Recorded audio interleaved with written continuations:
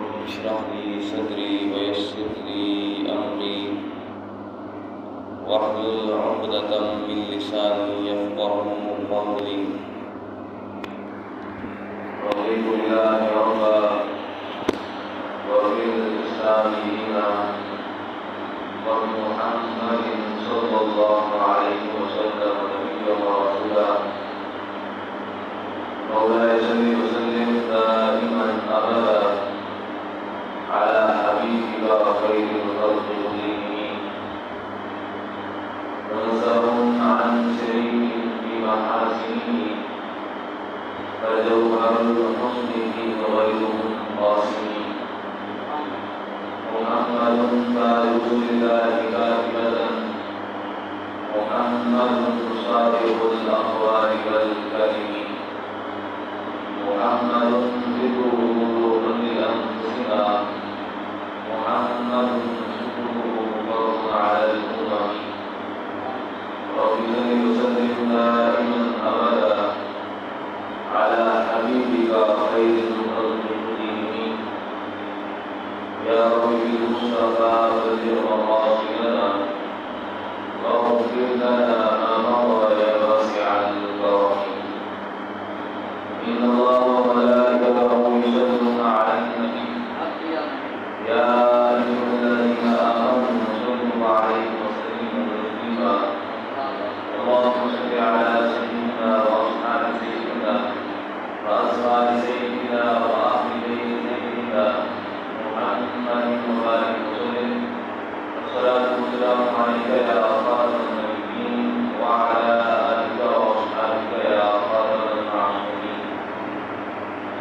الله جل جلاله وعظم وجهه وعظم شانه وجل ذكره وعز اسمه ومنزله وخلوص الكائنات وفخر الموجودات زينة جسم الكائنات واحد المرسلين خاتم النبيين أحمد المصطفى حضرت محمد المصطفى صلی اللہ علیہ وسلم کی حضور نازمی ارادوں محبت و عقیدوں کا خلاصی کرنے کے بعد دعا کے بعد ہمارے سعادت کو برقرار پائے اور رسول اللہ ہم سب کے تمام سنیوں اور اللہ فرمائے. رسول اللہ ہمارے تمام مرحومین کے درجات کو بلند فرمائے. رسول اللہ کے فضل و توفیق سے ایک مرتبہ پھر رسول اللہ کے گھر میں اس جمعہ مبارک کی مقدس لمحات میں حاضر ہونے کی خوشی کا حاصل ہو رہی ہے. رسول اللہ سے دعاؤں کہ رسول اللہ سے ہم سب کے علم میں عمل میں برکت عطا فرمائے اور رسول اللہ ہم سب کو دین کا فہم عطا فرمائے. موجودہ ایام جو ہیں یہ خاص طور پر اس سے سیدنا تعالیٰ کے نبی رحمۃ اللہ کے نام سے جانے جاتے ہیں. سفر مظفر کے لیے ایام اور ساتھ سفر یہ بھی خصوصی اہمیت کا حامل ہے. تو یہ وہ دن ہے کہ جس کے اندر رسول اللہ کے اس دین کو ایک بہت ہی بڑی قوت اور طاقت حاصل ہوئی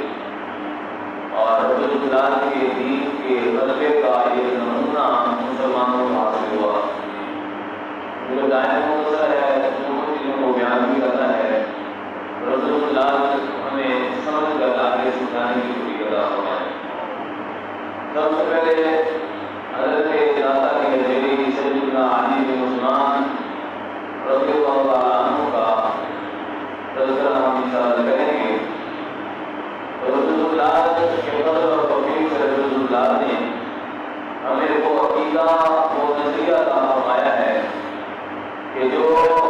رسول اللہ کو مانتا ہے اور رسول اللہ کے بعد رسول اللہ نے جن شخصیات کو اپنا محبوب بنایا ہے ان محبوب ہستیوں کو بھی مانتا ہے. اب ان محبوب ہستیوں میں چاہے وہ نبی ہو چاہے وہ ولی ہو چاہے وہ شہید ہو چاہے پیغمبر ہو کوئی بھی ہو جب رسول اللہ نے کسی کو اپنا برگزیدہ بندہ بنایا ہے اور اس برگزیدہ بندے نے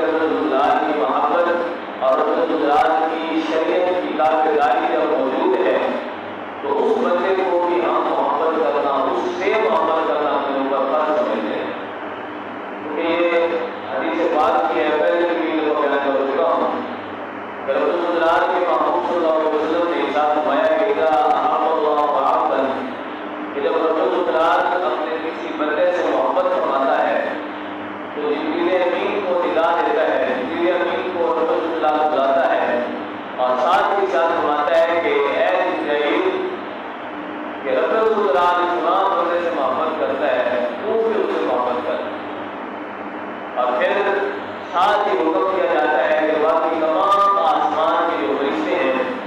ہر آسمان پر یہ نگاہ دے دی جائے کہ رب الجلال تمام بندے سے محبت کرتا ہے تو تم بھی اسے محبت کرو۔ تو جب فرشتہ تمام فرشتوں کے سامنے اس بندے کا ذکر کرتا ہے کہ رب الجلال تمام بندے سے محبت کرتا ہے تو لہٰذا فآمنوا تم بھی اسے محبت کرو، تو سارے کے سارے فرشتے اسے محبت کرنے لگ جاتے ہیں اور پھر اسی محبت کو زمین پر اتار دیا جاتا ہے، اور پھر جب زمین پر اتار دیا جاتا ہے لوگوں کے دلوں کے اندر اس کی محبت کو موجزن کر دیا جاتا ہے، تو چاہے کوئی ایک جہان کے ایک کنارے پر بھی بیٹھا ہو، کوئی بزرگ، کوئی ولی، کوئی صوفی، تو اس کی محبت رب الجلال نے زمین پر اتار دی، تو چاہے جتنا مرضی معاشرہ ہو، جو کچھ مرضی ہو، بندے نے اس کا زمانہ پایا ہو یا نہ پایا ہو، بندے نے اس کو دیکھا ہو یا نہ دیکھا ہو، اس کے ساتھ ملاقات ہوئی ہو یا نہ ہوئی ہو، اس کی کرامات کو دیکھا ہو یا نہ دیکھا ہو، اور اس کے روحانیت کو، اس کے تصور کو، اور اس کی صوفیانہ جو عادتیں ہیں اس کو دیکھا ہو یا نہ دیکھا ہو، لیکن جب رب الجلال نے اس کی محبت کو بندوں کے دلوں کے اندر ڈال دیا تو چاہے بندہ جہاں پر بھی موجود ہو، بندے کا دل اس ولی کی محبت کے لیے دھڑکتا ہے۔ اور اسی طرح اگر رب الجلال کسی بندے سے نفرت کرتا ہے تب بھی یہی معاملہ ہوتا ہے کہ رب الجلال اس کی نفرت کو زمین پر لوگوں کے دلوں کے اندر ڈال دیتا ہے کہ جب رب الجلال کسی بندے سے نفرت کرتا ہے تو پھر سارے بندے بھی اسے نفرت کرنے لگ جاتے ہیں۔ تو یہ حقیقت ہے، ہم جو اولیاء سے محبت کرتے ہیں، اولیاء کی محبت ہم اپنے اوپر جو فرض سمجھتے ہیں، اس کی وجہ ایک تو حضور علیہ السلام کے فرامین، دوسرا رب الجلال کا قرآن، کہ رب الجلال کے قرآن میں کئی مقامات پر ان اولیاء کی کرامتوں کو ذکر کیا گیا، ان اولیاء کی صفتوں کو ذکر کیا گیا، اور ان اولیاء کی شانوں کو بیان کیا گیا، اور ان اولیاء کی جو بے خوفی ہے دنیا میں بھی اور آخرت میں بھی رب الجلال کے ساتھ فرماتا ہے الا ان اولیاء اللہ لا خوف علیہم ولا هم يحزنون، کہ خبردار بے شک جو اللہ کے ولی ہیں ان پر نہ تو کوئی خوف ہے دنیا میں اور نہ ہی وہ آخرت میں غمگین ہوں گے۔ اس کی وجہ کیا ہے؟ اس کی وجہ یہ ہے کہ رب الجلال کو اپنا پسندیدہ بندہ بنا رہا ہے۔ جب وہ پسندیدہ بندہ بناتا ہے تو محبوب غالب صلی اللہ علیہ وسلم نے ارشاد فرمایا کہ جب کوئی بندہ رب الجلال کی عبادت کرتے کرتے، نفلی عبادت کرتے کرتے رب الجلال کی عبادت کے اندر اتنا مقبول ہو جاتا ہے، اتنا قریب ہو جاتا ہے، تو رب الجلال ارشاد فرماتا ہے کہ پھر ہاتھ اس کے ہوتے ہیں لیکن اس کے اندر جو طاقت ہوتی ہے وہ میری ہوتی ہے، پاؤں اس کے ہوتے ہیں چلتا وہ ہے، لیکن جس نیکی کے کام کی طرف جا رہا ہوتا ہے اس کے اندر طاقت میری ہوتی ہے، بولتا وہ ہے،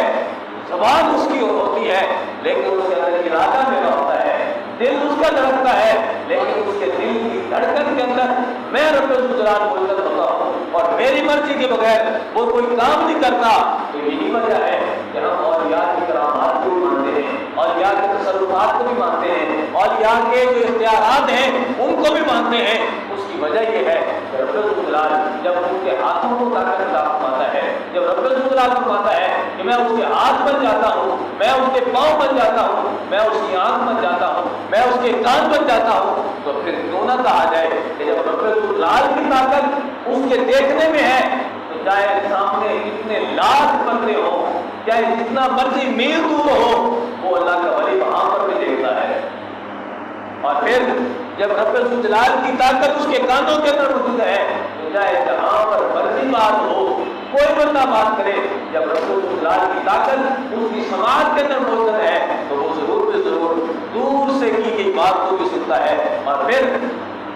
رب الجلال جب اس کے ہاتھ بن جاتا ہے، یعنی ہاتھ اس کے ہوتے ہیں لیکن طاقت رب الجلال کی ہوتی ہے، تو وہ ہاتھ کے ذریعے سے کوئی بھی اشارہ کرے، کچھ بھی کرے تو رب الجلال اس کے اندر خیر و برکت ڈال دیتا ہے۔ یہ کوئی نہ کہے کہ اولیاء کی کرامات نہیں ہوتی، اولیاء کی کرامتیں حق ہیں،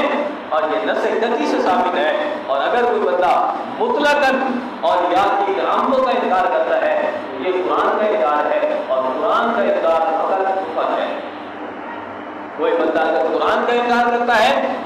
مطلقاً کرامات کا انکار، کرامات اولیاء کا مطلقاً انکار جو بندہ کرتا ہے تو وہ کافر ہو جاتا ہے۔ لہٰذا اولیاء کی کرامتیں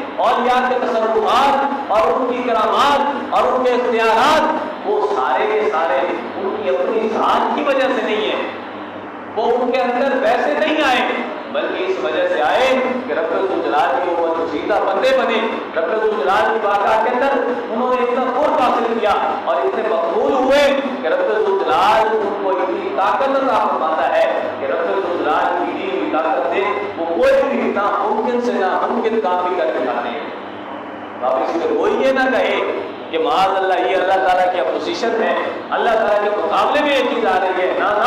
اللہ کے مقابلے میں تب آئے جب ولی کہے کہ میں اپنی طرف سے یہ کرتا ہوں، یا میں اشارہ کروں تو فلان چیز ایسے ہو جائے، میں آنکھ کا اشارہ کروں یا میں آنکھ کے ذریعے سے اتنی دور سے کوئی شے دیکھ سکتا ہوں جس کو دیکھنا ناممکن ہے، یہ اگر کہے تو پھر یقیناً اللہ تعالیٰ کے مقابلے میں بات آتی ہے، اللہ تعالیٰ کے سامنے اپوزیشن بنتی ہے۔ لیکن جب وہ بندہ یہ کہہ رہا ہے کہ میں رب الجلال کی عطا کرتا توفیق سے دیکھتا ہوں،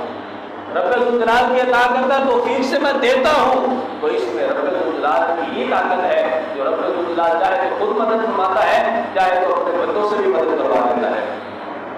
تو حضور سیدنا داتا نے دیکھ رحمۃ اللہ علیہ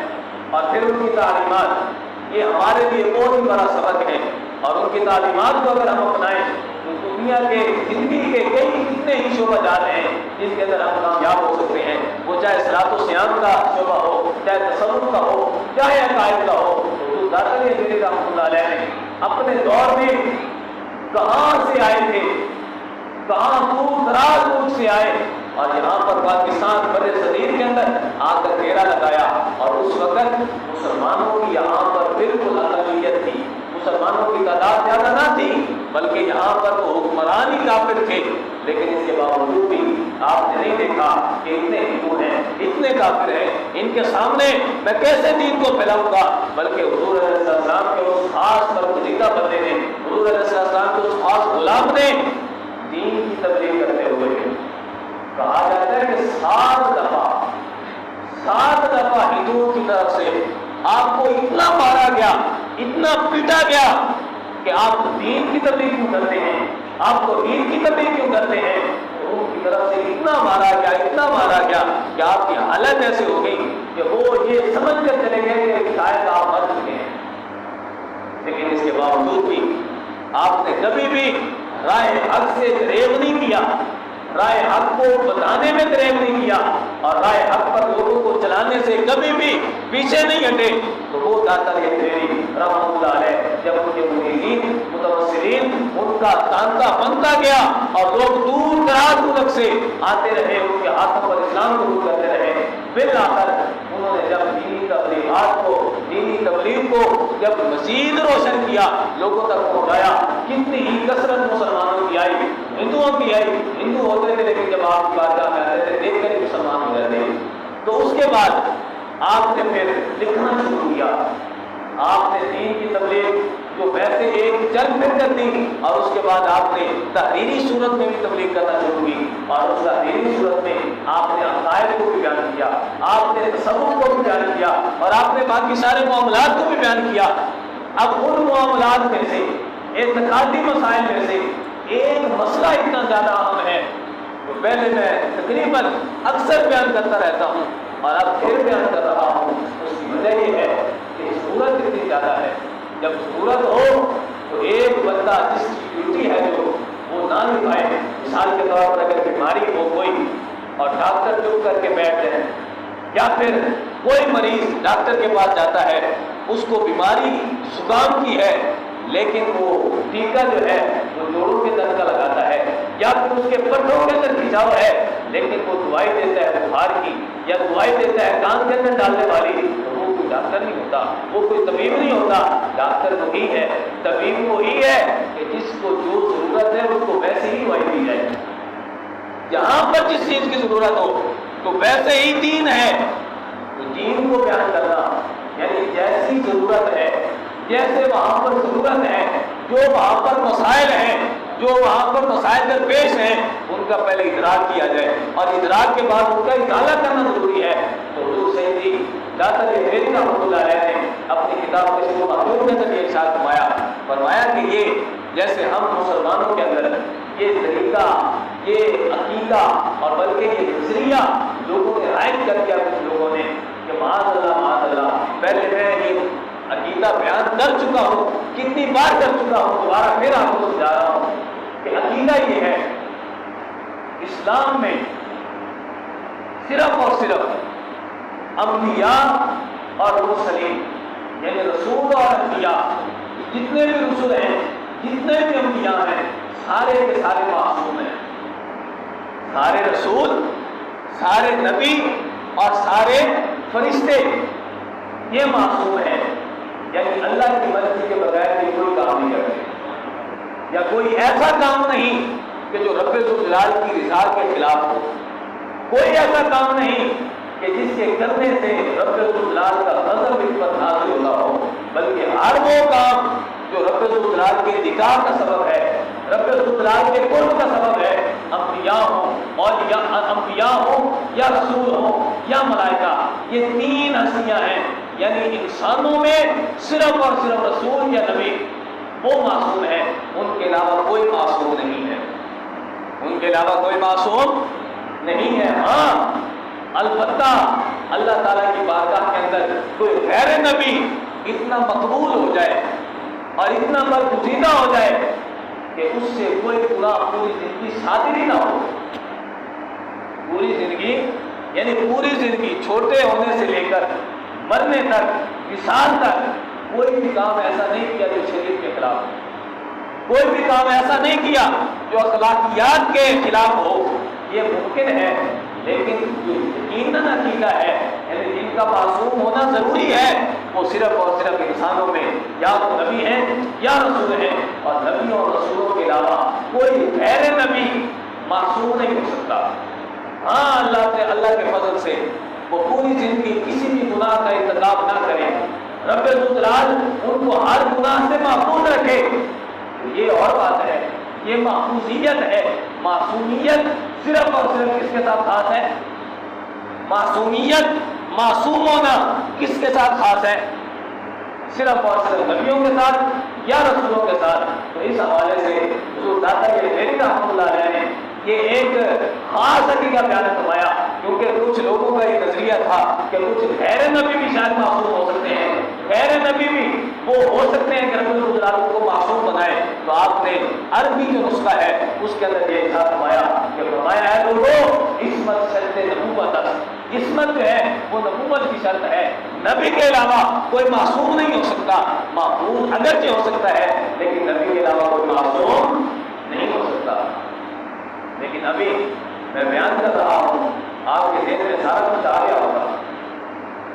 کہ کون سے ایسے لوگ ہیں یا کن لوگوں کا یہ نظریہ ہے کہ وہ لوگ غیر نبی کو بھی معصوم مانتے ہیں، اور پھر کچھ سنی سنائی ہوئی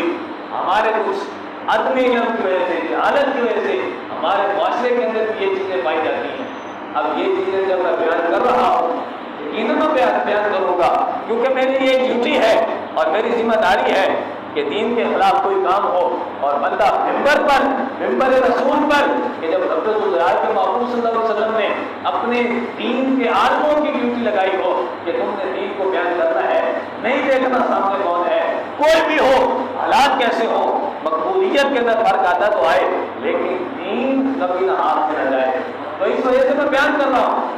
اب یقیناً آپ کے ذہن میں سوال آئے گا کہ یہ چیزیں جو فلاں مولوی صاحب کرتے ہیں، یہ چیزیں اپنی دعا کے اندر تو فلاں ہمارے پیر صاحب تھے وہ بھی کرتے تھے، فلاں پیر صاحب یہ دعا کے اندر کہتے تھے، یا فلاں حاجی صاحب یہ بیان کرتے تھے، تو آج یہ کہاں سے بیان کیا جا رہا ہے؟ تو یقیناً آپ کے ذہن میں یہ سوال آئے گا، اور آئے گا بھی ضرور، کیونکہ معاشرہ ایسا بن چکا ہے کہ جو بندہ جاہل ہوتا ہے اور جاہل کے پھر لوگ بھی زیادہ آ جاتے ہیں، جاہل کا جو حلقہ ہے، حلقہ احباب وہ بھی زیادہ ہوتا ہے، لیکن دین کا عالم جب کوئی شے بیان کرتا ہے تو پھر اس کی مخالفت شروع ہو جاتی ہے۔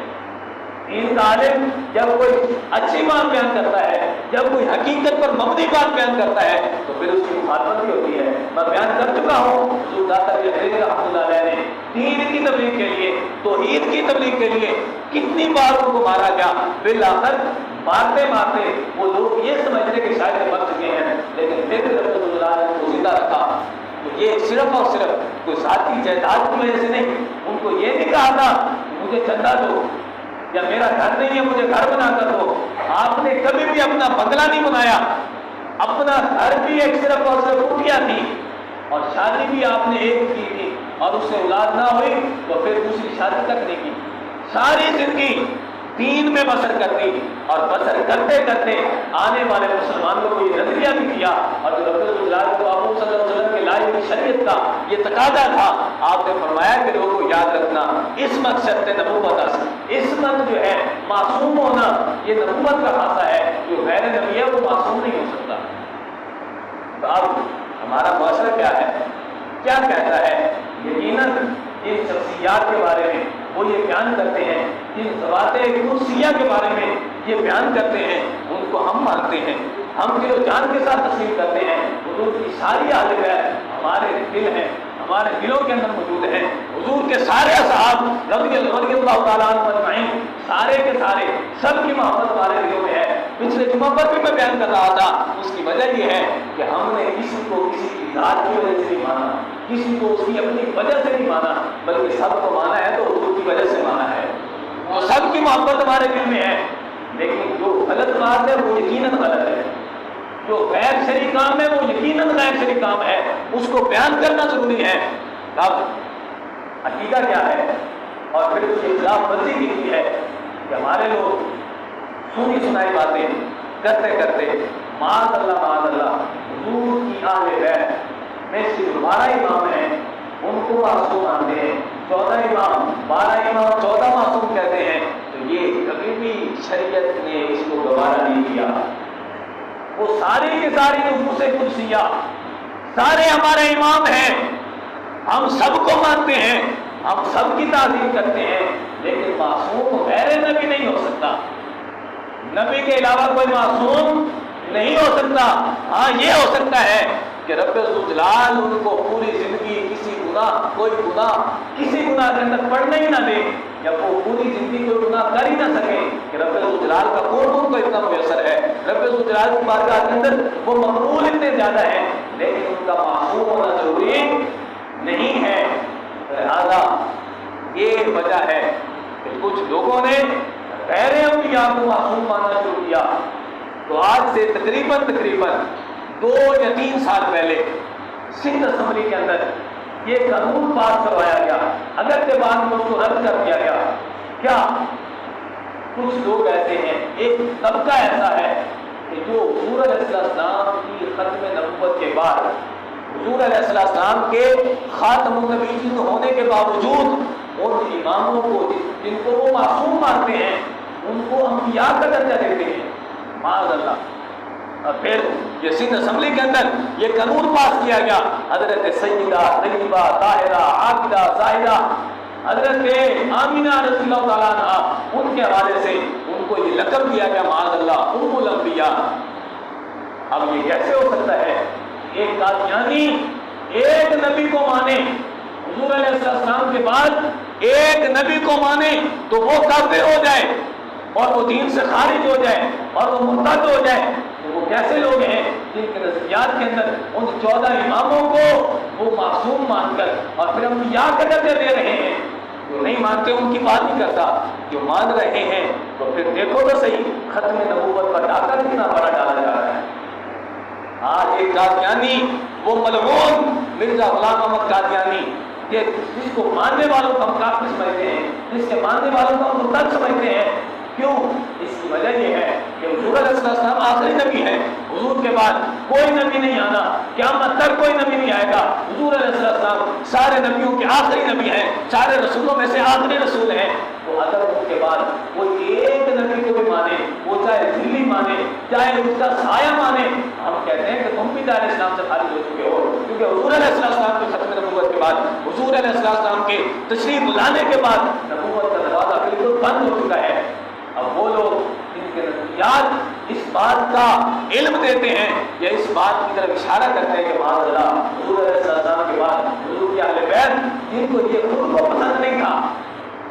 ان کے کھاتے میں یہ چیزیں ڈالتے ہیں کہ معاذ اللہ وہ بھی نبی تھے, وہ بھی رسول تھے. یہ کبھی بھی جائز نہیں ہو سکتا. اس وجہ سے آپ سب کے لیے ضروری ہے ہے کہ آپ اس نظریے کو سمجھیں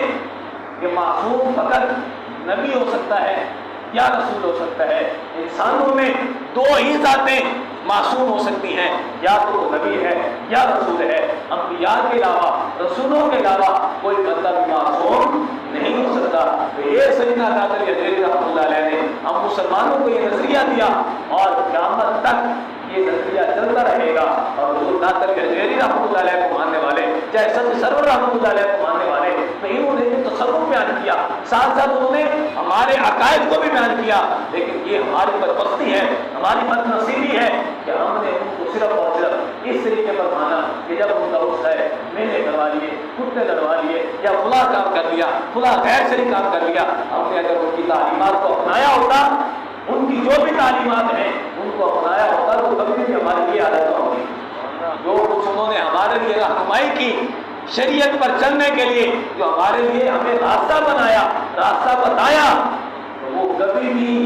غیر روشن نہیں ہے، بلکہ وہ ہمیشہ سے روشن تھا، لیکن ہم نے اس راستے کو اپنانا چھوڑ دیا ہے۔ اور ساتھ ساتھ دوسری جو نسبت میں نے بیان کی، 7 ستمبر 1974 کے اندر قادیانیت، یہ مرزا مرحوم کے بعد اس کو ماننے والے، اس کو چاہنے والے، کیونکہ حضور علیہ السلام کے بعد بھی وہ ایک نبی کو مان کر بیٹھے تھے، تو وہ ان کی پہلے تو اقلیت تھی، وہ تھوڑے تھے، لیکن بعد میں بڑھتے پاکستان کے اندر ان کی اتنی تعداد ہو گئی کہ وہ بھی اپنے آپ کو الگ سے ایک مذہب شمار کرنا شروع کر دیا انہوں نے، اور اپنی علیحدہ نمازیں شروع کر دی، اپنی علیحدہ اذانیں شروع کر دی۔ تو اس وقت ہمارے علماء نے سٹینڈ لیا، اور سٹینڈ کیا لیا، اور یہ چونکہ ان کی ڈیوٹی تھی۔ حضور نے فرمایا تھا یحمل هذا العلم من كل خلق حدوده ينفون عنه تحريم الغالي، کہ میرا جب علم جائے گا، علماء اس کو پڑھیں گے تو وہ چپ کر کے نہیں بیٹھیں گے،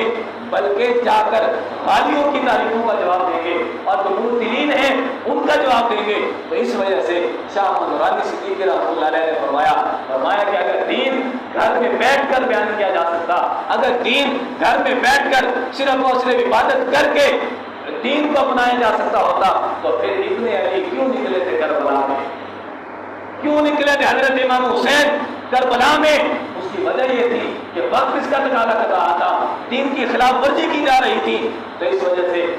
شاہ محمد نورانی صدیقی رحمۃ اللہ علیہ نے، اور ساتھ دوسرے علماء حضرت علامہ عبدالستار نیازی رحمۃ اللہ علیہ، اور بھی متعدد علماء، پہلے میر علی شاہ صاحب رحمۃ اللہ علیہ نے قادیانی سے مناظرہ کیا، اور اس کو مناظرے کے اندر وہ آیا نہ، مناظرے کا چیلنج کیا، آپ نے اس کو بتا دیا، لیکن اس کے بعد، اس کے مرنے کے بعد، مرا تو پخانہ کے اندر تھا،